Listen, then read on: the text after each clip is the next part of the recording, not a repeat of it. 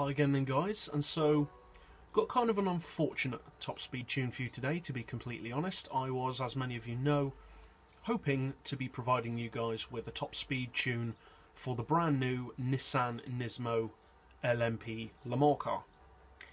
But Polyphony, in their infinite wisdom as usual, has ruined that car by not allowing us to adjust the gearbox, or for the first time I've ever seen, even the downforce cannot be adjusted. Because yeah, Polyphony, that's how real racing cars work. Stupid. But anyway, instead we are doing a top speed tune for the Nismo Skyline. This is the R34 R-Tune. It's only available in red. So you want your racing soft tyres, as always. For suspension, we've got the ride height on 90, front and rear. Springs we've rounded off to 1815 and 1485. Dampers and anti-roll to 4. Camber quite low on this one because it already handles pretty well.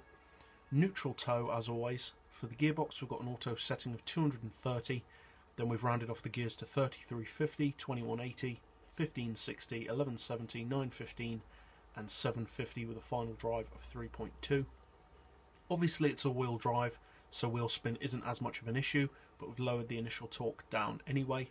High acceleration and low braking, and we've got a torque split of 30-70 to reduce high speed understeer. All the power upgrades obviously, and although I haven't fitted it, I would recommend NOS. Downforce you want as low as possible, and obviously you want weight loss. Traction control is of course turned off as usual because it is faster without it. And so you don't really see, or I personally don't really see many people using this particular Skyline. I can kind of understand why, because it is a bit slower, well, significantly slower than the premium Skyline that you can get from the Nissan dealer. But for some reason, and I don't get this, considering that GranTurismo is essentially in a partnership with Nissan, and Nissans have always been heavily featured on the game, why so many pre-tuned Nissans are so inferior to their rivals. I mean, if you think about it, the premium Skylines are fast, but the Mind Skyline, the Nismo Skyline, the Amuse Skyline, the Blitz Skyline, all of them fall behind any other car that you compare them to with similar power and weight. Now, none of them are premiums, but there are plenty of cars that aren't premiums that are still quick. So I don't really get why Polyphony has deliberately made these pre-tuned Skylines so inferior to the tuned versions, because it's not like these cars are designed to be track cars. I mean, some of them are, like the Amuse Carbon R, but many of them aren't, and they're still slower. And the fact that it's not a premium can't be the only reason, because, as I said, there are plenty of non-premium cars that are still very fast.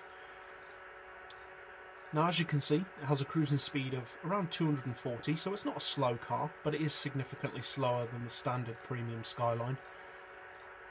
And as you can see, it's very close to the red line, so this isn't really a draft tune, this is just a pure top speed tune for the car running on its own steam. So if you do need it to do more with draft, as usual, just extend the final drive a bit longer to get it up around the 260, 270, 280 region with slipstream. As I said, it already handles really well on the curve. If you do plan on using it for higher top speed racing, you may want to increase the camber. Depends on your driving style and where you like to position your car on the curve. But overall, it's a pretty good handling car. Handles its speed well, handles its power well, and it's a pretty nice car to drive. So I hope you guys find this tune setup helpful. If you did, feel free to subscribe. I put out new top speed tunes every single day. And as always, thanks for watching.